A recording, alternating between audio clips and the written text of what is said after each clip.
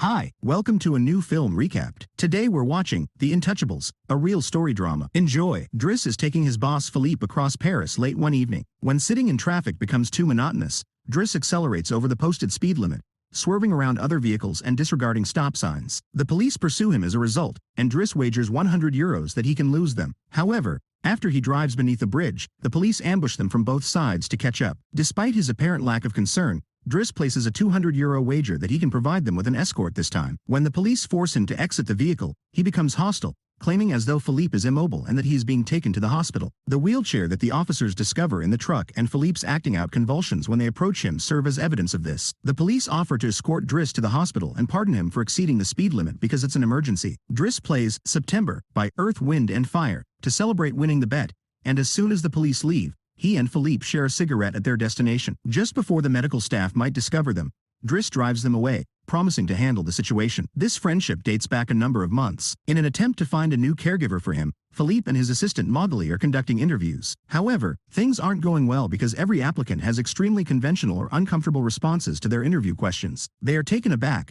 however, when Driss barges in and demands to sign some documents stating that they won't hire him in order to receive unemployment benefits, despite the fact that it isn't nearly his time yet. Although he is a little crude and direct, even making advances towards Mogli, Philippe finds him funny and asks him to return the next day for picking up his completed documents. Returning to his modest neighborhood house, Driss tries to take a bath while his younger siblings nag him. Only his older and more responsible sister Mina helps him finish in time for the bath. He watches his brother Adama get out of a strange vehicle via the window while he waits for their mother to come. The child enters the flat, but he simply says he was at school before taking off with his luggage, which makes Driss even more certain that he's up to no good. When his mother arrives in the evening, he gives her a stolen Fabergé egg and replies that he has been on vacation when she inquires. However, she isn't glad to see him because, after going missing for 6 months without making contact, he has suddenly appeared as though her house was a hotel. She warns him not to return, kicking him out since she's had enough of his lies and has to tend to her other children. Driss spends the evening with some friends from the neighborhood, enjoying some food and a smoke. When Driss returns to Philippe's house the following day to pick up his paperwork, Yvonne,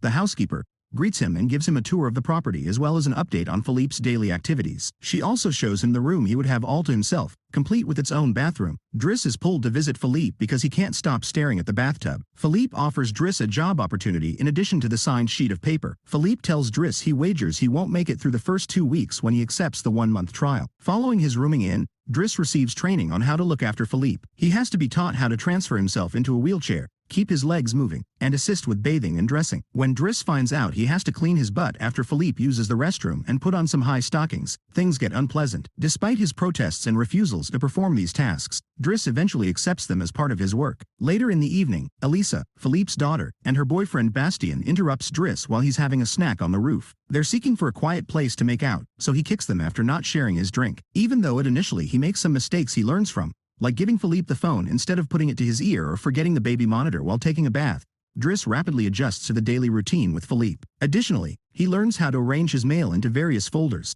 He reads the majority of the letters for Philippe, but some are private and he isn't permitted to view them. Rather than discarding the flyer as Philippe suggests, he chooses to create a file specifically for individuals who advertise female prostitutes. But despite his newfound success, Driss still has time for fun. He persistently tries to make out with Mogli but is never successful, and he occasionally summons escorts to join him in bed. When Yvonne visits his room one morning to criticize him for being late, she discovers some potentially lethal weapons in his suitcase. However, she chooses not to address the discovery just yet. Driss's job today is to transport Philippe around, but instead of loading him up in the back of a van like cargo, he takes him in one of the fancy, seldom used cars. Though Yvonne still disapproves, Philippe, who initially believes this is inappropriate and that they should be practical, quickly becomes thrilled by the thought of a quicker, more exciting trip. A neighbor is parked at their entry, disobeying the sign on the door prohibiting them from leaving the building when they try. Without any delay, Driss pursues the man, grabbing hold of his shirt front and threatening to hurt him unless he moves the car. His acts impress Philippe, but once again, Yvonne is not fond of them. When they visit a museum,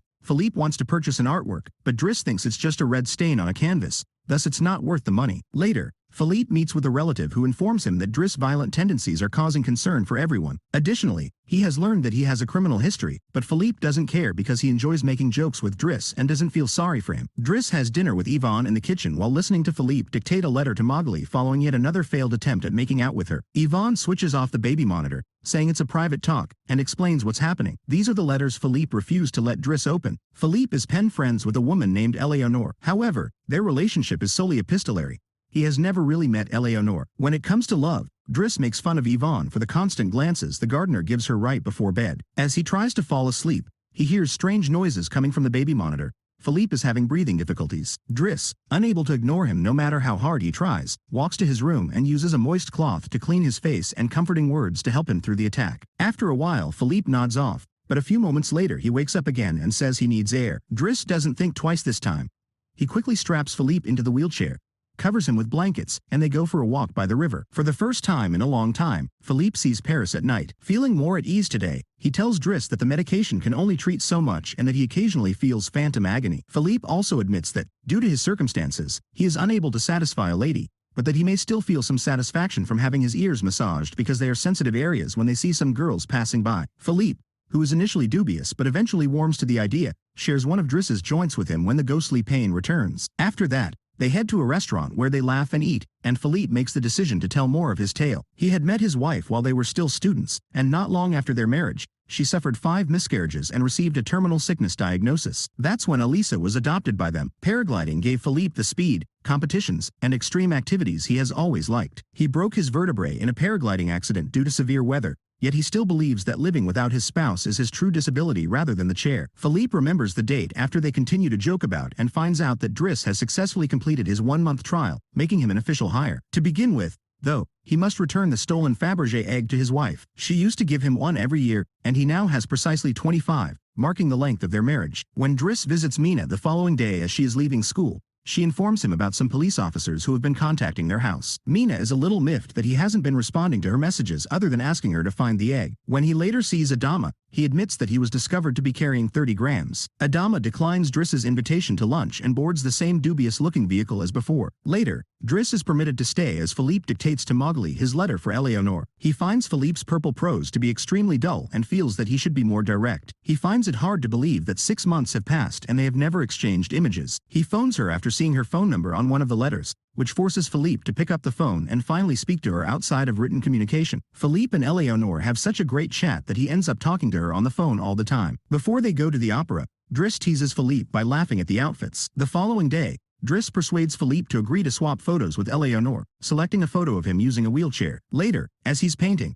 Elisa barges into his room demanding cigarettes and mocking him for attempting to be creative. He gets upset and throws her out before going to visit Philippe, who is requesting that Yvonne swap out the selected photo of him with one from when he wasn't quadriplegic. Just before Driss storms in, raving about Elisa and telling Philippe he needs to reprimand her, a point Yvonne concurs with. She hides the photo within the escort file. Philippe accepts her invitation to speak, but he's mainly taken aback when Driss admits that he's been painting. Days go by, and Philippe and Driss' friendship gets stronger every day. When Driss goes for a run, he pulls Philippe along for the playtime in the snow. Driss watches him on the baby monitor as Philippe gets him his first suit and punishes his daughter. Driss shows Mowgli his finished painting, but she slaps him when he tries to kiss her. But Philippe says he will try to sell the picture because he enjoys it. Enjoying things like sharing joints, hiring escorts together, and purchasing a quicker car, the two of them have an amazing time together. Philippe doesn't get too enthusiastic about his birthday. Every year on this date, he has to meet with all these relatives who come to see him merely to make sure he's still alive, and he appears to be startled that they're having a party. Everything will be quite dull, according to Philippe. Driss goes in search of Elisa,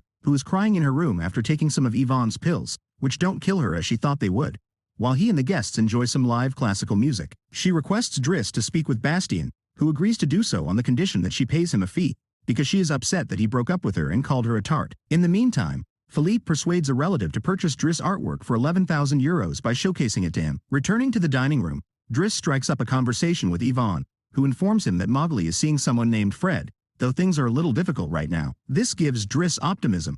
Philippe makes Driss listen to some of the most significant songs in the history of classical music as the party starts to wind down, but all he can do is laugh. He brings his iPod and plays Boogie Wonderland by Earth, Wind and Fire. Once the band has finished playing, then he starts dancing in the center of the floor. Philippe adores seeing him dance because he's such a great dancer and even gets the other guests to join him. Later, Driss reads Philippe's most recent letter from Eleanor as he puts him to bed. She tells him they should meet when she visits Paris next week and sends him a photo of herself, which reveals she's really attractive. On the day of the date, Philippe is dressed in numerous ways by Yvonne and Driss until they discover the ideal one. Driss takes use of his day off to visit Bastien, and since Yvonne is the one who will be taking Philippe on the date, he threatens him until he agrees to bring Eliza croissants every day and apologize to her. He also asks him to repair his hair. After that, He pays his mother a visit at work, but he merely observes her. Eleanor is running quite late, so Yvonne and Philippe are waiting for her at the restaurant. Philippe gives up after an hour of waiting, contacts Driss to request him to take him away, and then departs the restaurant without realizing Eleanor is also arriving at that moment. Driss is ecstatic when Philippe offers him the money he received for selling the photo and brings him along in his private jet that same evening. The following morning,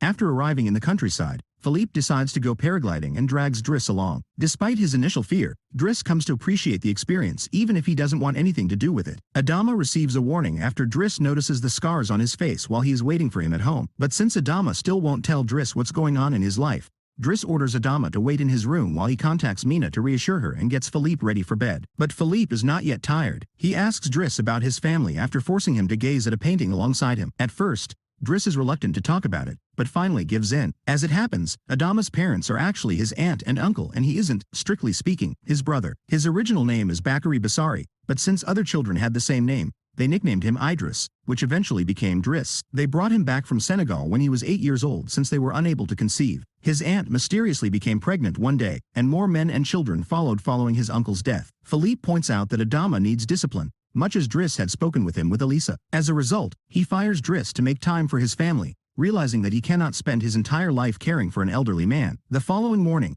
Driss packs his bags and gets ready to go after Bastien, wearing a more presentable hairstyle, brings his daily croissant. When Driss tries to make a final attempt at flirting with Magali, she introduces him to his significant other Fred, which is short for Frederic. It turns out that Magali isn't interested in men, so Driss gives up right away. As he leaves the house, he returns the baby monitor to Yvonne and makes fun of her for lying to him about Magali in order to get even with him. When she hands him back the escort file he created, he is disappointed to see his selected picture locked away. While Driss discards the file, he retains the picture for himself. When he gets outside and discovers that the vehicle is once more obstructing the entry, he asks the man to leave even though he is no longer employed there. Driss responds to Adama for calling him out on it as just a matter of principle. The two boys go to the station a few hours later to pick up their mother. Back at the house, Philippe is eating dinner for the first time with his new caregiver, who is stuffy and dull, and he chooses to walk out on him before he ever gets a chance to taste anything. No one is around to lecture him because Yvonne is out on a date with the gardener. Days go by, and Driss returns to his former life. He orders the folks in the suspicious car to stop bothering Adama and goes back to hanging out with his old friends. He calls himself pragmatic and uses all the art knowledge he learned while working for Philippe to impress the employer at an interview even though he lacks the necessary expertise. He is hired as a driver as a result. Philippe is constantly in an unpleasant temper and still doesn't like his new caregiver. When he becomes resistant to anyone in the house helping him with his imaginary pain one night,